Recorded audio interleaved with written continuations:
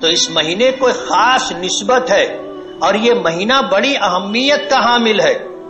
ان بدلتے ہوئے حالات کے اندر سنتوں کی اس درجے میں تعمیل ہونی چاہیے کہ اللہ اس پر ہمیں اجر عطا فرمائے.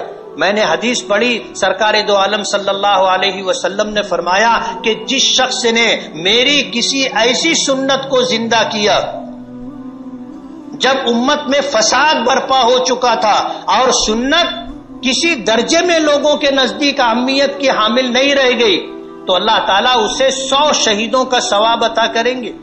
جو میری ایک سنت کو زندہ کرے گا امت میں فساد کے وقت، اللہ اسے 100 شہیدوں کا ثواب عطا کرے گا. آج زمانہ وہی ہے. فرائض میں تو اس درجے کی کوتاہی ہے کہ آدمی اندازہ نہیں کر سکتا.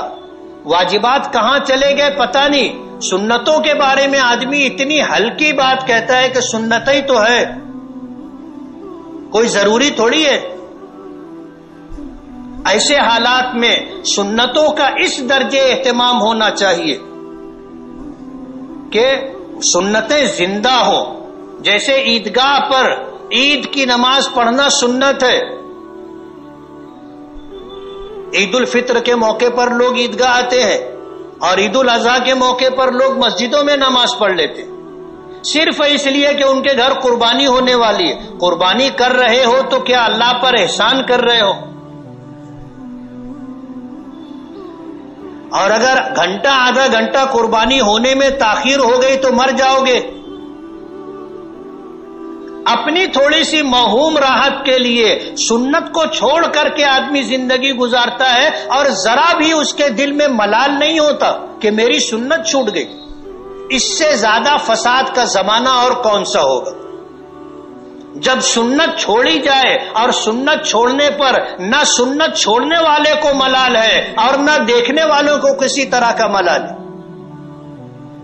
پورا شہر دیکھتا ہے اور کسی کے دل میں ذرا بھی سنت کے جانے کا احساس نہیں ہوتا.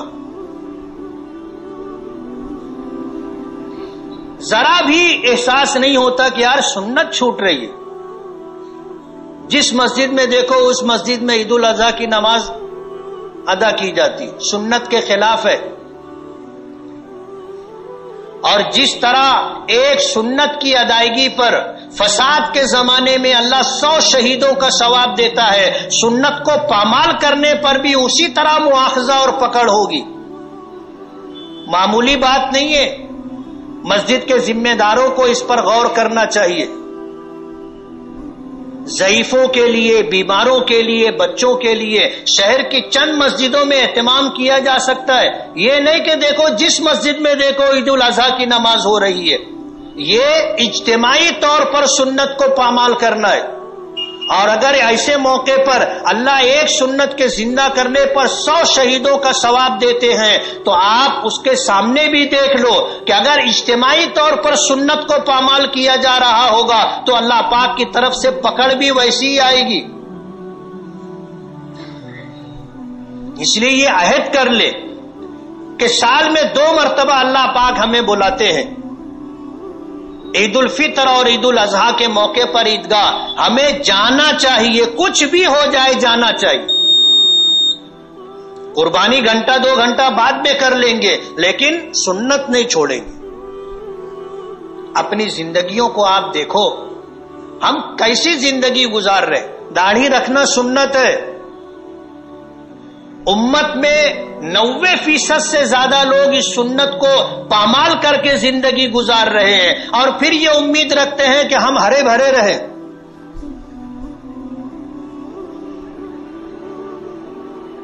آج سنتوں کی اہمیت دل سے نکل گئی.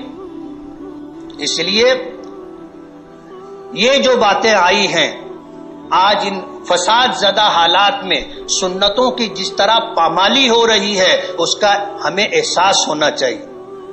اور یہ مسجدوں میں جو عید الاضحیٰ کی نمازوں کا اہتمام کیا جاتا ہے صرف اس لیے کہ ہمیں تھوڑا سا وقت ملے اور ہم جلدی قربانی کر لیں، بالکل غلط بات ہے.